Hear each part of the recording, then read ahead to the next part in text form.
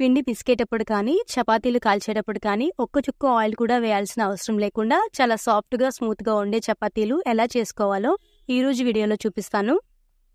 1 cup గోధుమ పిండి తీసుకొని సరిపడినంత సాల్ట్ వేసుకోండి. దీంట్లో ఆయిల్ కానీ వేడినీళ్ళు కానీ వేయాల్సిన అవసరం లేదు. నార్మల్ వాటర్ని కొంచెం కొంచెంగా వేసుకుంటూ ఫస్ట్ పొడి పిండిలా కలుపుకోండి. ఒకేసారి ఎక్కువ వాటర్ వేయడం వల్ల పిండి వాటర్ మొత్తం పీల్చేసుకుంటుంది.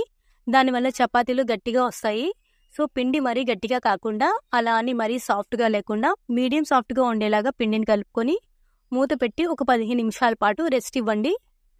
తర్వాత చపాతీ పిండిని మీడియం సైజు ముద్దల్లాగా డివైడ్ చేసుకుని దీనిలోని మాయిశ్చర్ పోకుండా ప్లేట్తో కవర్ చేయండి. చపాతీలు ఒత్తేటప్పుడు పిండి ఎంతవరకు అవసరమో అంతవరకే తీసుకోవాలండి. ఎక్కువ పిండితో చపాతీ రుద్దితే పిండి మొత్తం చపాతీ మీద ఒక పొరలాగా ఫామ్ అయిపోతుంది. దీనివల్ల చపాతీలు డ్రైగా అయిపోవడం వల్ల పొంగవు. చపాతీని రుద్దేసుకున్న తర్వాత దాని మీదున్న ఎక్సెస్ పిండి అంతా పోయేలాగా ఇలా 2 చేతుల మధ్యలో పెట్టుకుని మెల్లమెల్లగా విదిలించారంటే ఎక్సెస్ పిండి మొత్తం పోతుంది. మంటని మీడియం ఫ్లేమ్లో పెట్టుకుని ప్యాన్ని వేడి చేయండి. ఒకేసారి హై ఫ్లేమ్లో పెట్టేసి ప్యాన్ని వేడి చేయడం వలన ఓవర్ హీట్ అయిపోతుంది. చపాతీ వేయగానే పాన్కి అంటుకుపోతుంది. సో మీడియం ఫ్లేమ్లో ప్యాన్ని వేడి చేసుకుని చపాతీ వేసిన తర్వాత 10 నుండి 15 సెకండ్లు మాత్రమే ఒకవైపు కాల్చుకోవాలి. తర్వాత రెండో వైపుకి టర్న్ చేసుకుని చపాతీ ఆల్మోస్ట్ కుక్ అయిపోయి పైన ఇలా బబుల్స్ లాగా వచ్చినప్పుడు చపాతీని మళ్ళీ ఫస్ట్ సైడ్కి టర్న్ చేసుకుని కాల్చుకున్నారంటే చపాతీ ఈజీగా పొంగుతుంది. చపాతీలు పొంగుతున్నప్పుడు మాత్రమే మంటని హై ఫ్లేమ్లో పెట్టాలండి. ముందుగానే హై ఫ్లేమ్లో పెట్టేశామంటే చపాతీలు సరిగ్గా ఉడకవు, మాడిపోతాయి.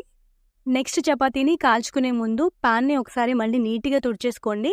దాని మీద ఉన్న ఎక్స్ట్రా పిండి ఏమైనా ఉంటే పోతుంది. అలాగే ప్యాన్ హీట్ కూడా అడ్జస్ట్ అవుతుంది.